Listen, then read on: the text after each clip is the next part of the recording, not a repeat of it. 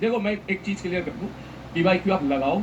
अगर देख, मैं सारे पीवाईक्यू डिस्कस नहीं कर सकता, मेरे पास इतना वक्त नहीं है, पहले क्लियर कर देता हूं मैं, ठीक है। और अगर मैं ऐसे ही पीवाईक्यू डिस्कस करने लग गया तो आप लोग की डिमांड ऐसे आएगी, सर वो जे मेंस के पीवाईक्यू भी सारे डिस्कस करा दो, सर जे एडवांस के सारे पीवाईक्यू भी डिस्कस करा दो, सर डीपीपी भी सारे आप ही डिस्कस करा दो, सर एचसीबी के वाले क्वेश्चन भी आप ही डिस्कस करा दो। बेटा अगर मैं ये करने लग गया ना तो पूरी रात पूरे दिन 24 घंटे भी मैं काम करूंगा तो भी आपकी एक्सपेक्टेशन पूरी नहीं हो पाएगी। हाँ सर एरोडॉक तो बचेगी, वो भी करा दो। आप समझ पा रही?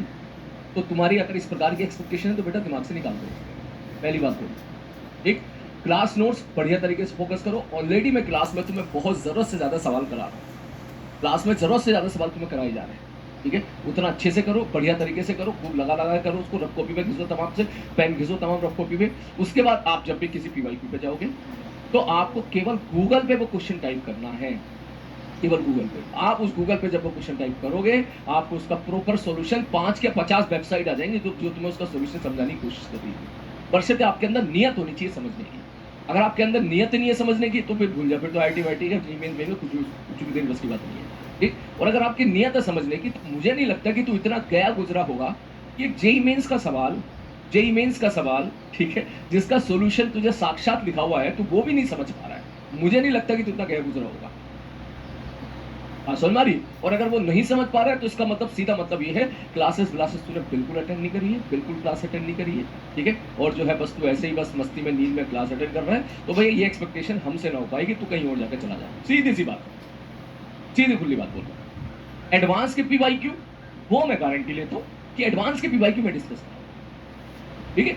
मैक्सिमम एडवांस के पीवाईक्यू मैं आपको डिस्कस कराऊंगा, एडवांस की गारंटी ले रहा हूँ। अगर तू जेईई मेंस के भी मेरे पीछे पड़ेगा तो न्यूटन लॉ ऑफ मोशन में कम से कम 125 सवाल पूछे गए, तो 125 सवाल को डिस्कस करने के लिए एक सवाल को 3 से 4 मिनट लगेंगे। 480 मिनट में कहां से ना 8 घंटे भाई, 8 घंटे की रिकॉर्डिंग के लिए 16 घंटे काम, 16 क्या 2.5 गुना काम करना पड़ता है।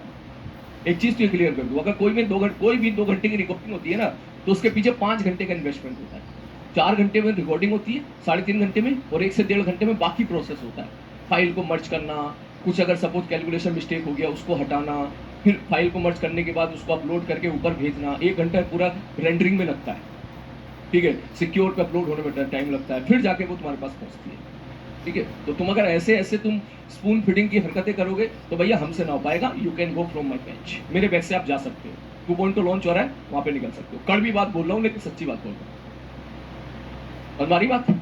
और अगर आप ये डिमांड भी कर रहे हो ना, सिलेक्शन विलेक्शन नहीं होगा फिर आपका, भूल जाओ, ठीक है, भूल जाओ सिलेक्शन विलेक्शन होगा, ठीक है, क्योंकि आप मुझसे स्पून फीडिंग की डिमांड कर रहे हैं। मैं आपका जेई एडवांस का जो सेशन, जेई एडवांस के जो क्वेश्चन है वो मैं डिस्कस करूंगा सारे, ऑलमोस्ट 90% तक जेई एडवांस के क्वेश्चंस जो होने वाले होते हैं या जो तुम्हें समझाए जा सकते हैं विद इन टाइम लिमिट, मैं वो डिस्कस कराऊंगा तुम्हें, ठीक है, वो मैं डिस्कस करूंगा। लेकिन तू सोच रहा है जेई मेंस के, तू जानता है हर साल 20-20 पेपर हो रहे हैं, 20 पेपर इस साल हुए, 20 पेपर पिछले साल हुए, 20 पेपर पिछले साल हुए, 5 साल से हर साल 20-20 पेपर हो रहे हैं, ठीक है। तो तू ये उम्मीद कर रहा है कि सर सारे सवाल डिस्कस करा दो भैया, ना ना, इम्पॉसिबल। पहली तेरी एक्सपेक्टेशन को मैं एकदम जो सच्चाई है मैं उस पर लेके आ रहा हूँ, क्लियर है?